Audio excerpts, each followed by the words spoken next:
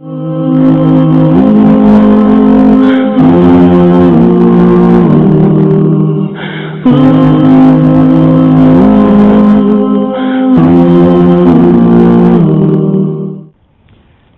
व नुसल्ली अला रसूलिहिल करीम। औज़ु बिल्लाहि मिनश शैतानिर रजीम। बिस्मिल्लाहिर रहमानिर रहीम। अज़ीज़ान गिरामी, अस्सलामु अलैकुम व रहमतुल्लाहि व बरकातुहू। हम उम्मुल मोमिनीन सैयदा आयशा बिन्त अबी बकर रज़ियल्लाहु ताला अन्हा पर बातचीत कर रहे हैं। उनके इल्मी मकाम, इल्मी हैसियत और सखावत पर हम आज बात करेंगे। ऐसा महसूस होता है कि बातें तो बहुत हैं और हम उनका हक अदा नहीं कर पाएंगे, लेकिन जितना भी हो सका इंशाअल्लाह ताला कोशिश करेंगे।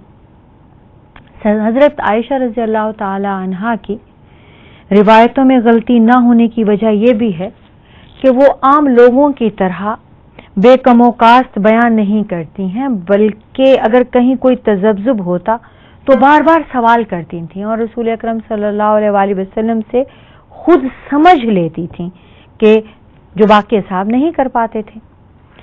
एक बार किसी ने मौज़ों पर मज़ाक करने की बात की कि कैसे किया जाना चाहिए, कितना किया जाना चाहिए, तो कहती हैं जाओ अली बिन अबी तालिब से पूछो, वो रसूल अकरम सल्लल्लाहु अलैहि वसल्लम के साथ हर सफ़र में रहे।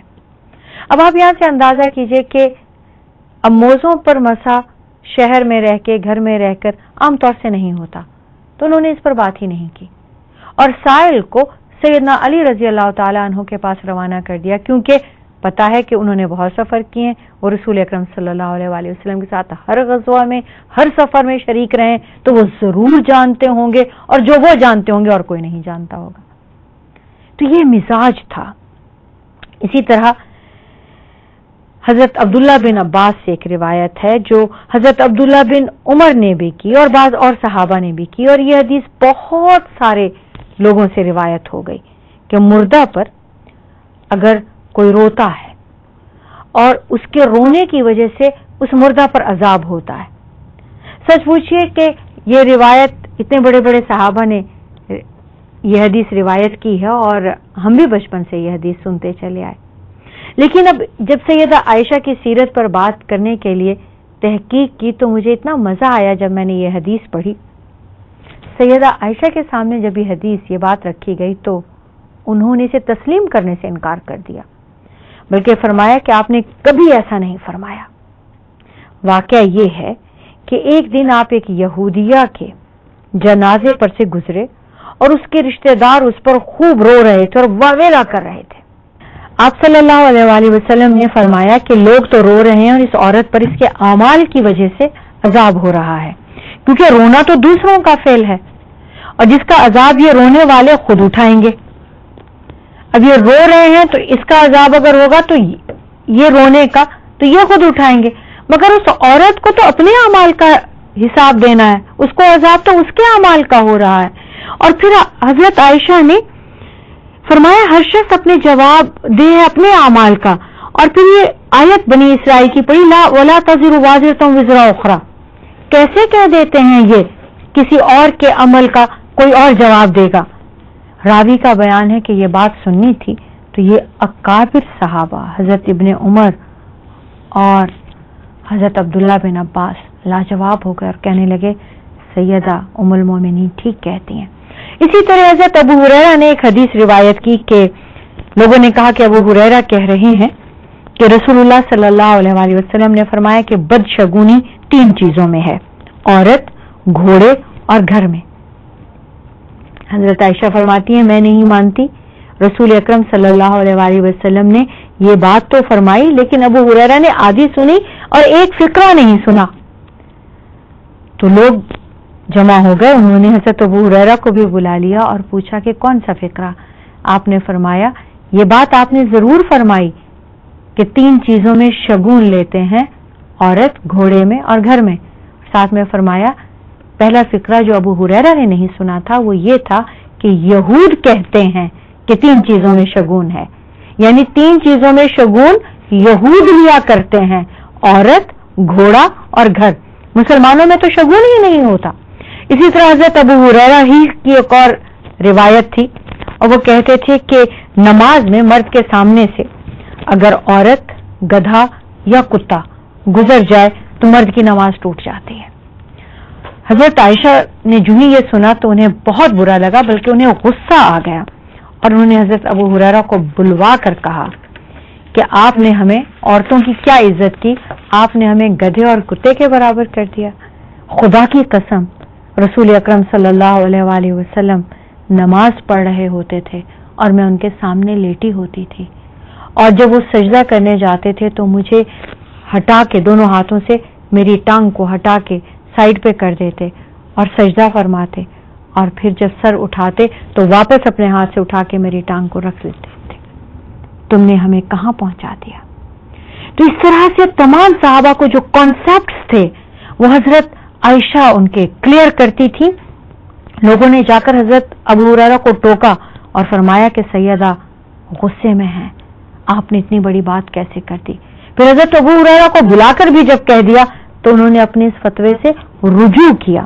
حضرت عائشہ سے ایک بار کسی نے کہا کہ ابو ہریرہ کہتے ہیں کہ حج میں، دوران حج، کنکریاں مارنے اور بال منڈانے کے بعد عورت اور خوشبو کے علاوہ سب جائز ہے، یعنی طواف زیارت سے پہلے۔ اس پر حضرت عائشہ کہنے لگی کہ ابو ہریرہ کو بلاؤ اور بتاؤ، جہاں تک عورت کا تعلق ہے تو ٹھیک ہے، لیکن خوشبو ملنے میں کوئی حرج نہیں۔ طواف زیارت سے پہلے، بال منڈانے کے بعد، رسول اکرم صلی اللہ علیہ وآلہ وسلم کے بدن مبارک پر اپنے ہاتھوں سے میں نے خود خوشبو ملی ہے۔ عزیزان گرامی، یہ چھوٹے چھوٹے واقعات ہیں، یہ وہ باتیں ہیں جو خود صحابہ کرام جو الفاظ سن کر جوں کہ تم ویسے ہی بے کم وقاص الفاظ پہنچا دیتے ہیں، مگر سیدہ کانسیپٹس کلیئر کرتی ہیں کہ نہیں، اس کے پیچھے یہ مقصد تھا، اس کے پیچھے یہ سیاق و سباق تھا، یہ ایک واقعہ تھا، یہ اس کی وجہ سے یہ بات ہوئی۔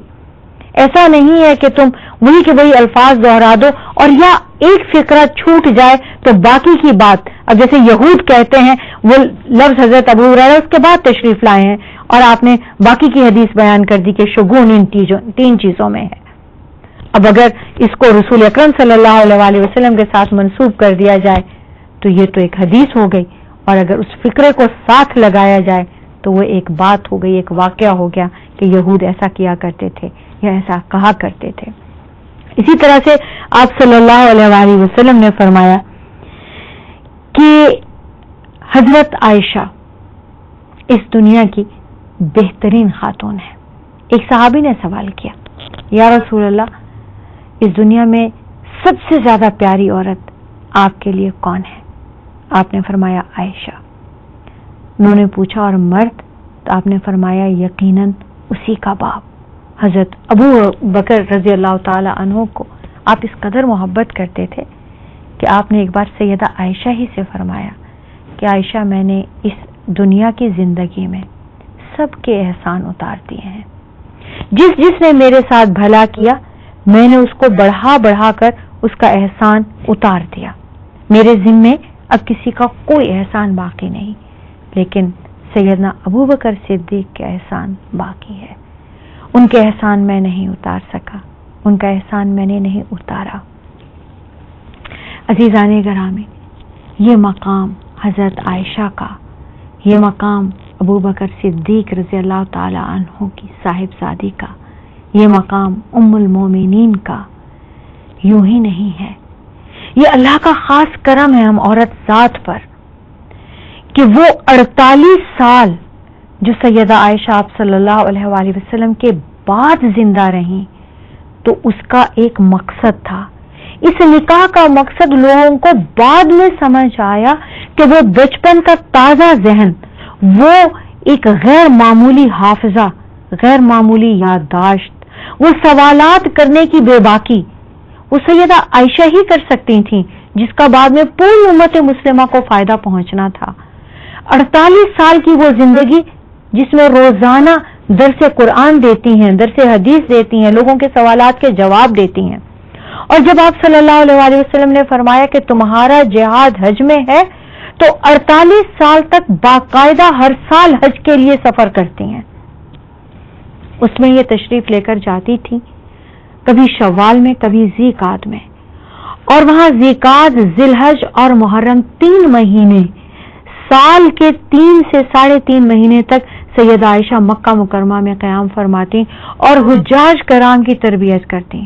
اس زمانے میں مینا میں، عرفات میں، مکہ میں روزانہ قرآن، حدیث، فقہ، سیرت پاک اور لوگوں کے سوالوں کے جواب دیا کرتی، اور باقی کے 8.5-9 مہینے ہر سال مدینہ منورہ میں حرم نبوی میں بیٹھ کر لوگوں کے سوالوں کے جواب دیا کرتی، لوگوں کے مسائل حل کیا کرتی، لوگوں کو مفید مشوروں سے نوازا کرتی. بلا کی سخی تھی، اس قدر سخاوت تھی ان کے ہاتھ میں کہ ایک مرتبہ عبداللہ بن زبیر کو کہیں سے پیسے اکٹھے ہوئے، وہ 1,00,000 درہم تھے. سیدہ نے 1,00,000 درہم شام ہونے سے پہلے سارے کے سارے خیرات کر دیے. لونڈی کہنے لگی 2 درہم ہی رکھ لیتی کہ ہم کھانا تو کھا لیتے، سالن تو پکا لیتے. تو جواب میں کہتی ہیں کہ آپ پوچھ لیتی، آپ کہہ لیتی، آپ اس وقت بتا دیتی، 2 درہم نکال کے باقی میرے ہاتھ میں دے دیتی. ایک مرتبہ حضرت عبداللہ بن زبیر سے خفا ہو گئی اور قسم اٹھا لی کہ میں ان کو دیکھوں گی نہیں، ان سے بات تک نہیں کروں گی. کس بات پر؟ کہ انہوں نے انہیں یہ کہا کہ آپ کے پاس جتنے بھی پیسے آتے ہیں آپ خیرات کر دیتی ہیں، جب اپنے پاس ہوا کرے تب خیرات کیا کریں، جب نہ ہوا کرے کہیں سے آ جائے تو قرض اتارنے کے لیے یا قرض نہ چڑھے اس کے لیے تھوڑا سا رکھ لیا کریں، جو بھی آتا ہے جتنا بھی آتا ہے آپ دے دیا کرتی ہیں. تو سیدہ عائشہ کو بہت برا لگا، کہنے لگی کہ تم مجھے سخاوت سے روکتے ہو. سخاوت، دریا دلی، فیاضی تو میرے محبوب سے میں نے سیکھی ہے. رسول اکرم صلی اللہ علیہ وآلہ وسلم کی تربیت نے انہیں اس قدر فیاض بنا دیا تھا. ایک مرتبہ آپ صلی اللہ علیہ وسلم نے کسی کو بھیجا، انہوں نے ولیمہ کرنا تھا اور ان کے پاس کچھ بھی نہیں تھا. تو فرماتے ہیں میں عائشہ کے گھر سے آیا ہوں تو ایک ٹوکری غلے کی بھری ان کے گھر میں رکھی ہے، انہیں جا کے کہو کہ انہوں نے ولیمہ کرنا ہے، کچھ دے دیں. تو سائل نے جا کر جب پیغام دیا تو سیدہ نے پوری ٹوکری اٹھا کر بھیج دی. بعد میں لونڈی نے شکایتاً کہا کہ کچھ تو اس میں سے بچا لیتی، کچھ تو رکھ لیتی کہ ہم بھی ایک وقت کھا لیتے. تو فرماتی ہے کہ اس وقت یاد کرا دیتی جب میں دے رہی تھی. اسی طرح ایک مرتبہ کسی نے سوال کیا تو دیکھ کر نکال کر دینے لگی. تو آپ صلی اللہ علیہ وآلہ وسلم نے فرمایا، آپ نے ان کی تربیت دیکھی کیسے فرمائی، عائشہ گن گن کر نہیں دیتے، اللہ کی راہ میں بے حساب دیتے ہیں، تمہیں وہ بھی گن گن کر نہیں دے گا، بے حساب دے گا. تو پھر سیدہ نے کبھی اس کے بعد زندگی بھر نہ ناپا، نہ تولا، نہ وزن کیا، نہ گن کے دیا. جو کچھ بھی ہوتا تھا یوں ہی لٹا دیتی تھی. خود فرماتی ہیں کہ جب میں نے رسول پاک صلی اللہ علیہ وآلہ وسلم سے یہ جملہ سنا تو اس کے بعد میں نے کبھی اناج کی ٹوکری کو بھی یہ دیکھنے کی کوشش بھی نہیں کی کہ اندر ہے یا نہیں. اور رسول پاک نے ہی مجھے سکھایا کہ بغیر دیکھے، بغیر ناپے، بغیر تولے ہی دیتی جاؤ. کہتی میں ایسے کرتی رہی اور وہ رزق کبھی ختم ہی نہیں ہوا. ایک دن مجھے گمان ہوا کہ 4-6 کپ ہی اندر ڈالے تھے اور روزانہ اس میں سے 4-6 نکلتے جا رہے ہیں اور وہ ختم کیوں نہیں ہوا.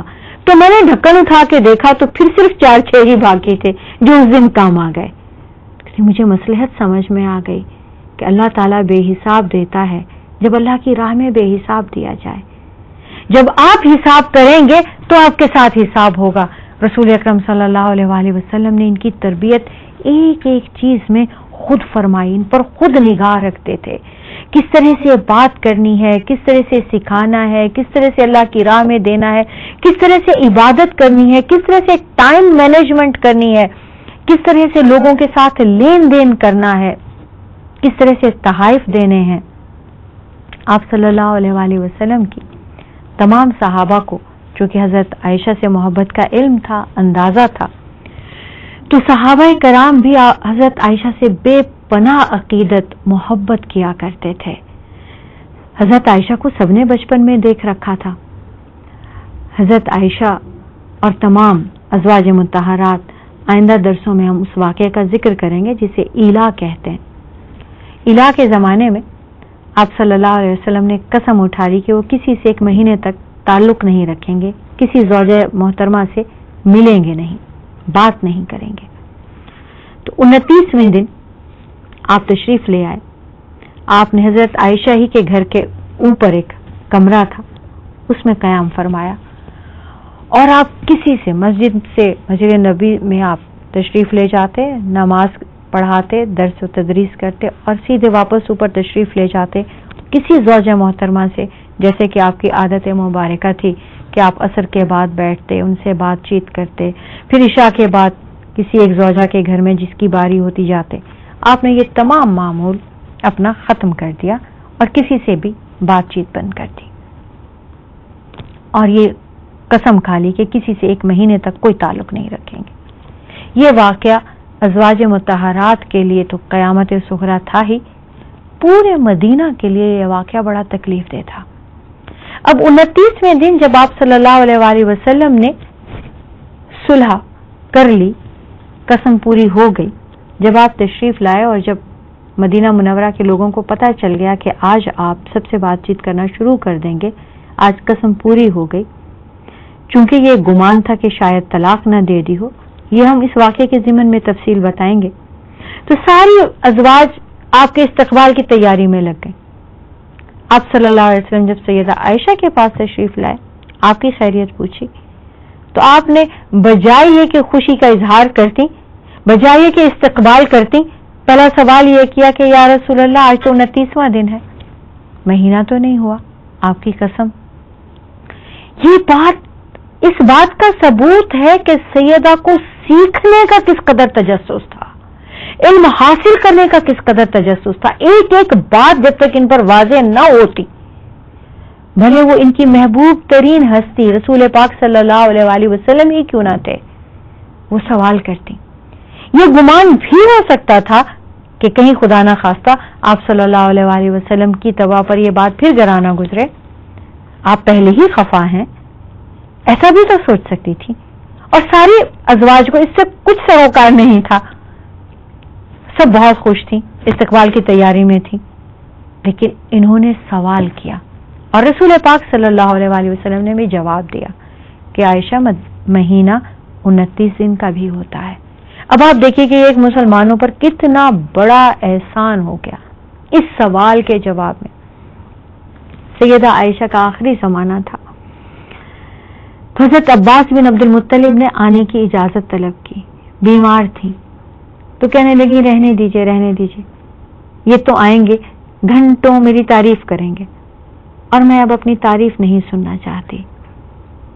حضرت عباس بن عبد المطلب تشریف لے آئے، آ کر بیٹھ گئے اور بات ہی یہیں سے شروع کی کہ آپ مسلمانوں پر رحمت ہیں، آپ کی ایک ایک ادا مسلمانوں کے لیے رحمت، برکت، نعمت بنی.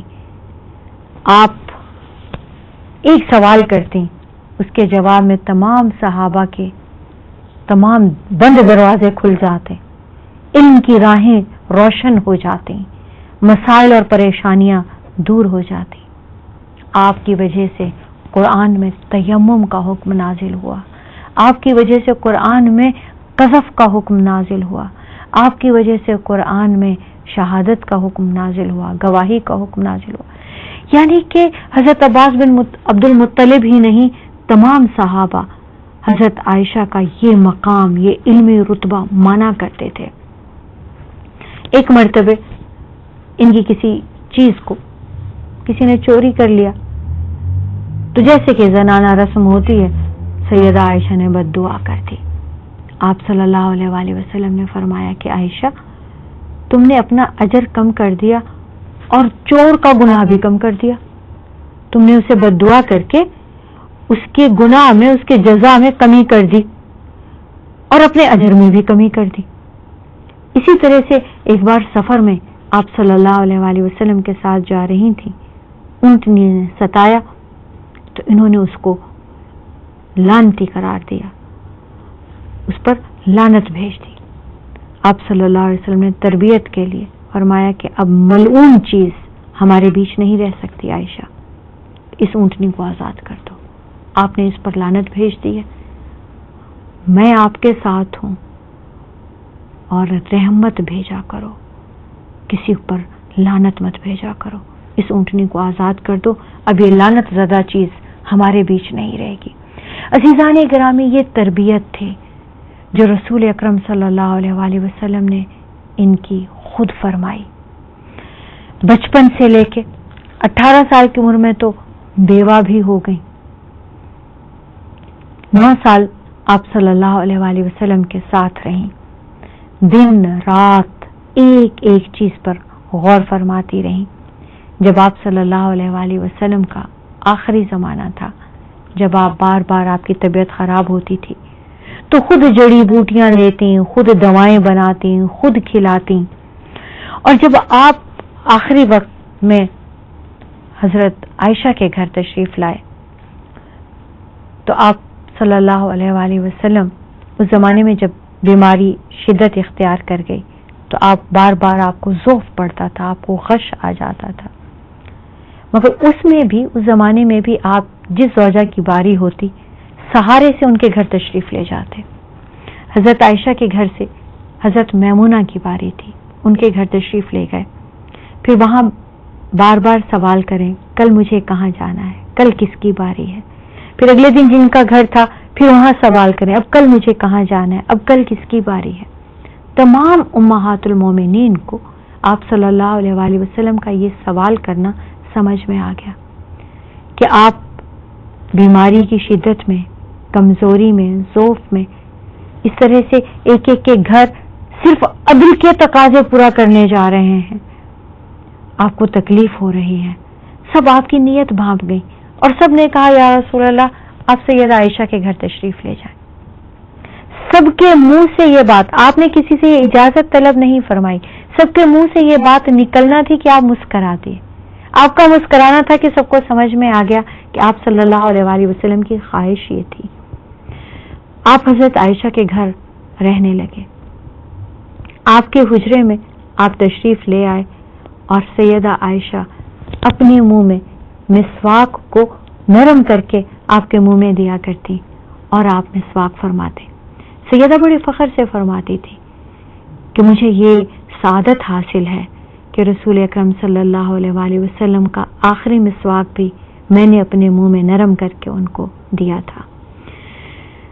آپ دونوں ساتھ میں کھانا تناول فرماتے تھے، آپ ایک برتن میں حضرت عائشہ کے ساتھ کھاتے، بلکہ حضرت عمر فاروق کے مرتبے گزر رہے تھے تو آپ نے انہیں بھی آواز دے کر ساتھ بٹھا لیا اور تینوں نے ایک برتن میں کھانا کھایا۔